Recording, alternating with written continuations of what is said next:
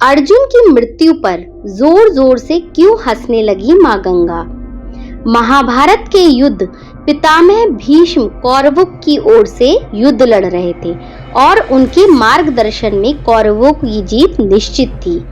इसलिए भगवान कृष्ण पितामह भीष्म को युद्ध से रोकना चाहते थे और उन्होंने पांडवों से इसकी चर्चा की। पितामह भीष्म स्त्री पर अस्त्र नहीं चलाते थे और इसलिए श्री कृष्ण ने शिखंडी को उनके सामने लाने का फैसला किया। क्योंकि शिखंडी पूर्व जन्म में अम्बा थी और पितामह भीष्म उसे अभी भी स्त्री ही मानते थे। श्री कृष्ण की सलाह पर अर्जुन ने युद्ध में शिखंडी को युद्ध में उतारा और पितामह भीष्म पर तीरों का वार किया।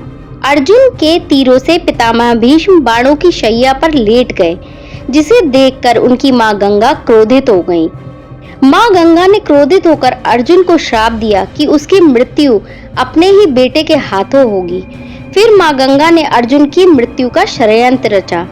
उन्होंने अर्जुन के बेटे बब्रुवाहन को इस तरह भ्रमित किया कि उसने गुस्से में आकर अपने पिता का सिर काट दिया। जैसे ही अर्जुन की मृत्यु हुई तो मां गंगा जोर जोर से हंसने लगी, लेकिन भगवान श्री कृष्ण ने अर्जुन को पुनर्जीवित कर गंगा के मायाजाल से बाहर निकाला। इसी तरह की रोचक कथाएं सुनने के लिए चैनल को सब्सक्राइब करें